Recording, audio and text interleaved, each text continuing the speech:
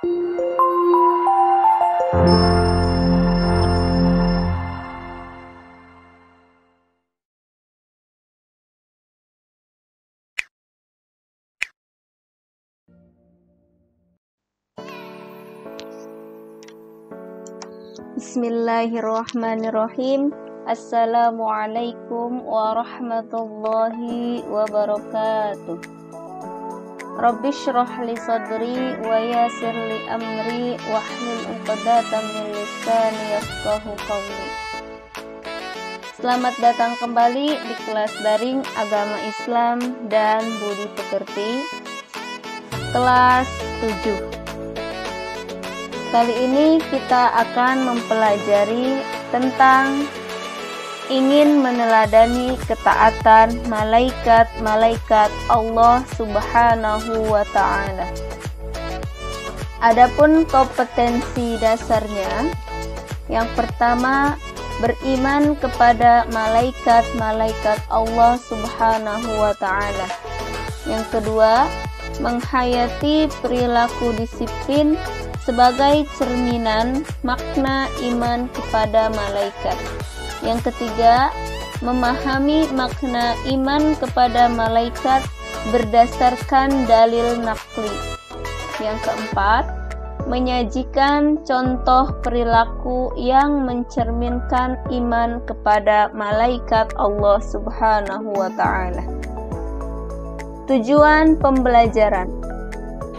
Setelah pembelajaran ini, peserta didik diharapkan mampu: 1. Menyebutkan pengertian iman kepada malaikat-malaikat Allah. Yang kedua, peserta didik mampu menyebutkan dalil naqli dan dalil akli tentang iman kepada malaikat Allah. Yang ketiga, peserta didik mampu menjelaskan tugas-tugas malaikat. Yang keempat, peserta didik mampu menerangkan keterkaitan tugas-tugas malaikat. Yang kelima, peserta didik mampu mengidentifikasi perilaku beriman kepada malaikat. Yang keenam, peserta didik mampu menunjukkan contoh perilaku beriman kepada malaikat. Yang ketujuh, peserta didik mampu melaksanakan perintah Allah atas dasar iman kepada malaikat. Siapakah malaikat itu? Malaikat adalah makhluk atau ciptaan Allah, sama seperti kita. Dia adalah makhluk yang diciptakan oleh Allah Subhanahu wa Ta'ala. Malaikat diciptakan dari nur ilahi atau cahaya Allah. Malaikat sebagai utusan Allah untuk mengurusi berbagai urusan. Iman kepada malaikat-malaikat Allah adalah termasuk rukun iman yang kedua.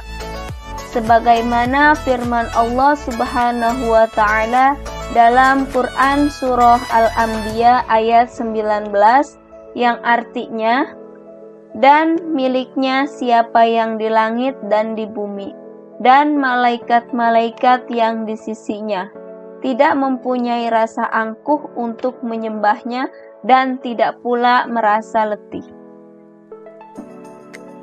Sifat-sifat dan perilaku malaikat. 1. Malaikat selalu patuh kepada Allah Subhanahu wa Ta'ala. Yang kedua, malaikat dapat berubah wujud sesuai dengan kehendak Allah Subhanahu wa Ta'ala.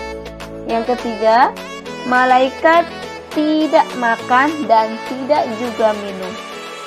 Yang keempat, malaikat tidak memiliki jenis kelamin. Yang kelima, malaikat tidak pernah letih dan tidak pula berhenti beribadah kepada Allah Subhanahu wa Ta'ala. Yang keenam, malaikat senang mencari dan mengelilingi majelis zikir. Ya, kalau manusia suka kadang-kadang taat, kadang-kadang juga tidak. Kadang suka makan, suka minum, tapi malaikat tidak. Malaikat tidak memiliki jenis kelamin, sedangkan manusia kita memiliki jenis kelamin. Malaikat tidak pernah letih, manusia selalu letih. Malaikat tidak pernah berhenti beribadah kepada Allah, sedangkan manusia ada yang suka berhenti dan juga tidak. Ya, tergantung keimanannya kepada Allah Subhanahu wa Ta'ala. Dari 6 ini termasuk sifat-sifat dan perilaku malaikat. Dan yang terakhir, malaikat berdoa bagi hamba yang duduk menunggu sholat berjamaah. Adapun perbedaan malaikat, jin, dan manusia. Ini perbedaan-perbedaannya. Yang pertama, malaikat diciptakan dari nur atau cahaya. Itu malaikat. Malaikat oleh Allah diciptakannya dari cahaya. Lalu jin diciptakannya dari api yang sangat panas. Lanjut, manusia diciptakan dari tanah. Itu perbedaannya ya. Jadi malaikat dari cahaya, jin dari api, dan manusia dari tanah. Perbedaannya lagi, malaikat adalah makhluk gaib atau tidak terlihat. Jin juga termasuk makhluk gaib yang tidak terlihat, dan manusia adalah makhluk yang terlihat mata atau kasat mata ya. Malaikat selalu patuh dan taat kepada perintah Allah Subhanahu wa Ta'ala. Jin ada yang patuh dan ada yang durhaka kepada Allah Subhanahu wa Ta'ala. Manusia juga ada yang patuh dan ada yang durhaka kepada Allah Subhanahu wa Ta'ala. Yang keempat perbedaannya, malaikat tidak makan dan tidak minum. Jin makan dan minum, manusia makan dan minum. Malaikat pikirannya jernih dan lurus, jin pikirannya berubah-ubah, manusia pikirannya pun sama berubah-ubah. Malaikat tidak mempunyai nafsu, jin mempunyai nafsu, manusia juga mempunyai nafsu. Itu adalah perbedaan-perbedaan malaikat, jin, dan manusia. Bisa dipahami ya. Selanjutnya, nama dan tugas malaikat. Al-Quran tidak menyebutkan berapa jumlah malaikat secara pasti. Namun, ada penjelasan melalui hadis yang diriwayatkan oleh Bukhari dan Muslim dari Anas bin Malik bahwa pada saat Nabi Muhammad SAW Isra Mi'raj dan bertemu dengan Ibrahim alaihissalam yang sedang bersandar di Baitul Ma'mur, di sana terdapat 70.000 malaikat, banyak sekali. Dari penjelasan riwayat hadis tersebut menandakan bahwa jumlah malaikat sangat banyak. Namun, pada bagian ini hanya akan dijelaskan malaikat-malaikat yang namanya tercatat dalam Al-Quran maupun hadis. Ya, ini nama-nama yang tercatat dalam Al-Quran dan Al-Hadis dan wajib kita ketahui. Yang pertama, Jibril, kedua Mikail, ketiga Israfil, keempat Izrail, kelima Munkar, keenam Nakir, ketujuh Rokib, kedelapan Atid, kesembilan Malik, dan yang terakhir Ridwan yang ke-10. Nah, dari 10 malaikat ini mereka punya tugasnya masing-masing. Yang pertama, malaikat Jibril tugasnya adalah menyampaikan wahyu kepada nabi dan rasul. Yang kedua, malaikat Mikail tugasnya adalah membagikan rezeki. Yang ketiga, malaikat Israfil tugasnya adalah meniup sangkakala. Yang keempat, malaikat Izrail tugasnya adalah mencabut nyawa. Yang kelima, Munkar dan Nakir. Yang kelima dan keenam, Munkar dan Nakir tugasnya adalah menanyakan manusia di dalam kubur. Yang ketujuh, Rokib, tugasnya adalah mencatat amal baik. Atid, tugasnya adalah mencatat amal buruk. Malik, tugasnya adalah menjaga pintu neraka. Dan yang terakhir, Malaikat Ridwan, tugasnya adalah menjaga pintu surga. Itu tugas-tugas 10 malaikat yang wajib kita ketahui. Selanjutnya, hikmah dari beriman kepada malaikat Allah. 1. Memberi motivasi kita untuk selalu taat dan bertakwa kepada Allah Subhanahu wa ta'ala. Jadi memotivasi kita untuk selalu taat kepada Allah Subhanahu wa ta'ala. Yang kedua, malaikat mengawasi perkataan dan perbuatan kita. Ya, siapa yang selalu mengawasi, mencatat perbuatan kita? Yaitu malaikat Rokib dan Atid. Malaikat itu yang selalu mengawasi kita. Selanjutnya yang ketiga, memberi rasa optimis untuk selalu berusaha karena Allah Subhanahu wa ta'ala akan memberi ilmu melalui malaikat Jibril dan memberi rizki melalui malaikat Mikail. Jadi kita harus punya rasa optimis untuk selalu berusaha kepada Allah Subhanahu wa ta'ala. Iya. Selanjutnya yang keempat, memotivasi kita untuk selalu beramal soleh karena bekal itulah yang kita bawa kelak ketika meninggal dunia untuk menghadapi pengadilan Allah Subhanahu wa ta'ala. Ya, jadi dengan adanya malaikat bisa juga memotivasi diri kita untuk selalu beramal soleh karena kita selalu diawasi oleh malaikat-malaikat Allah. Selanjutnya, perilaku beriman kepada malaikat Allah. Pertama, iman kepada malaikat Jibril. Nah, contoh perilakunya seperti apa? Yaitu selalu berusaha mencari dan memohon hidayah kepada Allah. Bersyukur dengan cara banyak berbagi ilmu. Yang kedua, iman kepada malaikat Mikail. Contoh perilakunya berusaha secara maksimal untuk mencari rezeki yang baik dan halal.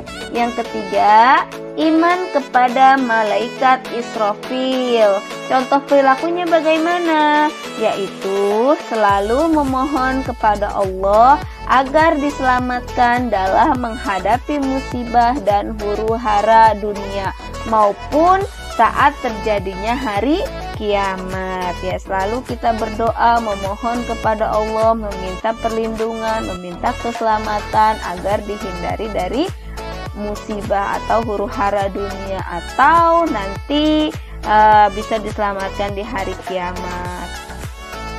Yang keempat, iman kepada malaikat Israil. Contoh perilakunya yaitu berusaha mempersiapkan diri untuk menghadapi kematian. Selalu berdoa agar terhindar dari siksa sakaratul maut ketika ajal menjemput. Jadi kematian itu adalah pasti dan tugasnya malaikat Israil untuk mencabut semua nyawa-nyawa manusia yang ada di bumi. Untuk itu kita selalu harus mempersiapkan, harus berusaha mempersiapkan diri kita untuk menghadapi kematian. Karena dengan itulah, dengan berdoa, semoga kita selalu terhindar dari siksaan sakaratul maut. Lanjutnya, iman kepada malaikat Munkar dan Nakir. Contoh perilakunya selalu memohon kepada Allah Subhanahu wa ta'ala agar dilapangkan di alam kubur dan diringankan dari siksa kubur. Kita selalu memohon kepada Allah, selalu meminta kepada Allah, selalu berdoa kepada Allah agar dilapangkan kuburnya, agar diringankan dalam siksa kuburnya, diselamatkan dari siksa kubur. Selanjutnya, iman kepada malaikat raqib. Contoh perilakunya, selalu memiliki niat baik dalam segala perbuatan, baik ucapan maupun perbuatan. Iya, selanjutnya iman kepada malaikat atid. Contoh perilakunya, menjauhi niat buruk, perkataan yang kotor, perbuatan yang jelek, dan menjauhi perilaku tercela. Yaitu tugas raqib dan atid. Ya, raqib mencatat amal baik dan atid tugasnya mencatat amal buruk. Segala apapun yang kita lakukan dari bangun tidur sampai tidur lagi, kita selalu diawasi oleh malaikat raqib dan atid. Selanjutnya, iman kepada malaikat Malik. Contoh perilakunya yaitu selalu memohon kepada Allah agar terhindar dari siksa api neraka. Kita berdoa lagi nih, semoga kita semua selalu dihindari dari siksaan api neraka. Amin. Selanjutnya, iman kepada malaikat Ridwan. Contoh perilakunya yaitu selalu memohon kepada Allah agar masuk surga dengan aman, menciptakan kedamaian dan ketentraman di dunia. Kita memohon semoga kita semua, keluarga kita, sahabat kita, guru-guru kita, semuanya masuk surga. Amin ya robbal alamin. Tugas pertama untuk kalian yaitu kerjakanlah pilihan ganda dan uraian di halaman 103 sampai 105. Jadi soalnya ditulis, langsung jawaban seperti itu ya. Selanjutnya, tugas untuk minggu selanjutnya yaitu buatlah mind map atau peta pikiran tentang malaikat beserta tugas-tugasnya ya. Buat mind map ya, peta pikiran. Sekian, terima kasih, sampai berjumpa kembali di video pembelajaran selanjutnya. Billahi taufik wal hidayah. Wassalamualaikum warahmatullahi wabarakatuh.